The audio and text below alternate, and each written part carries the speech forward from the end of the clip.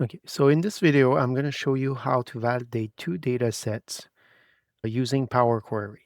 So first of all, I got this sales report that is summarized by period and product ID, also by currency.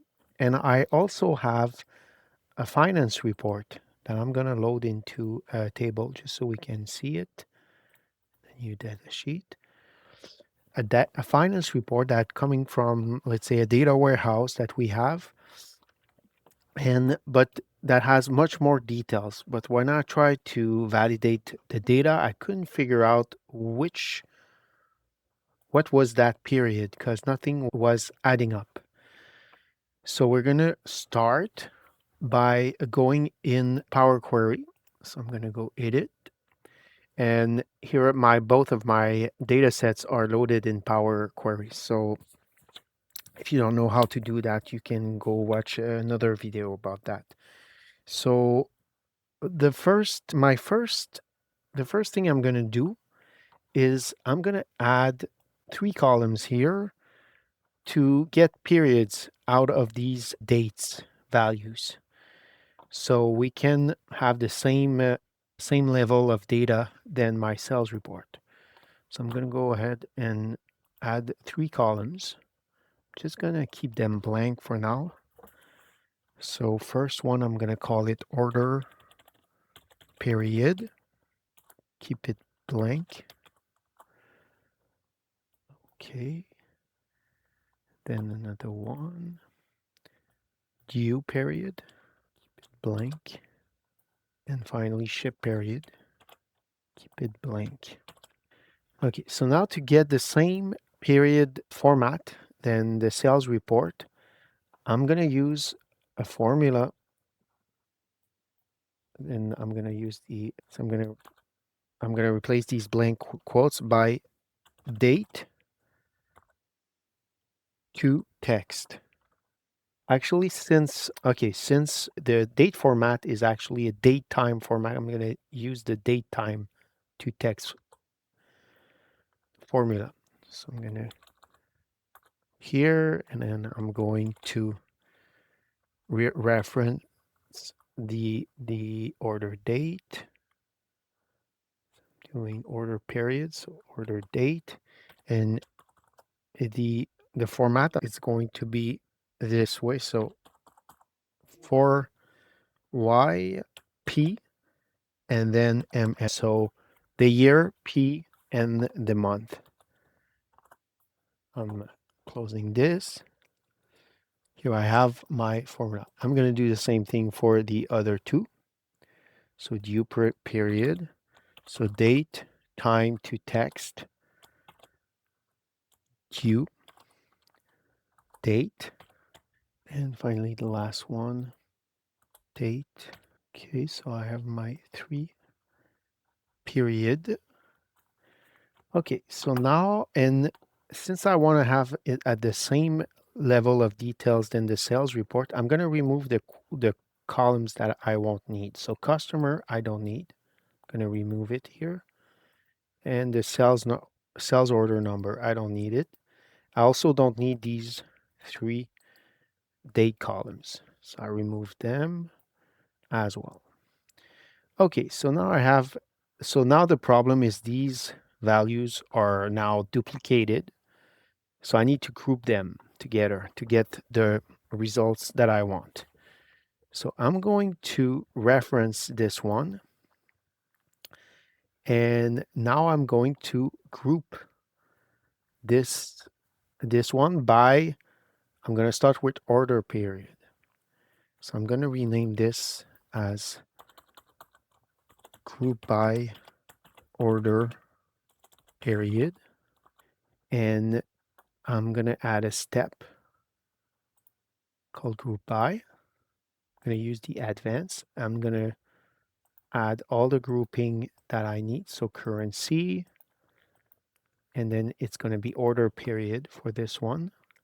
And my aggregates are going to be called, I'm going to keep the same names. So total quantities, total quantity, and then a sum and total quantity, and I'm going to add another one called total sales, sum total sales. Okay, so now I have the format that I want and the number of columns that I want. So what I'm going to do, instead of redoing all of this, so now I'm going to duplicate this query so I don't have to redo all these steps. So basically I'm going to change the name so I can easier to know where I'm at. So due period, and the other one ship period. Ship period. So here I'm going to change the group rows step. So instead of order, I'm going to put due, and here instead of order, I'm going to put ship. Okay, and then that's it. That's all I have to do.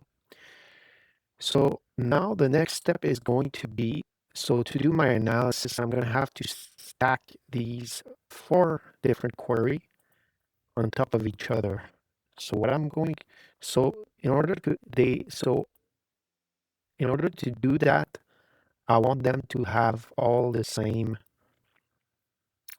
columns. So here I have a column called data source that I added, but I'm going to change it to period type. So I'm going to change it to period type, and then I'm going to leave it sales report here. So I know that the source of this data is the sales report. And now I'm going to do the same thing for these 3 new query that I created. So I'm going to add columns, call it period type, and here I'm going to put order period. I'm going to hard code a string called order period. Okay, same here. Add a custom period. Here I'm going to put due period, and same for this one, period type. Okay, last thing. Okay, here I made a mistake though. Quantity. I'm just gonna correct this because this is going to be a problem later. Okay, period type. Now I have the problem.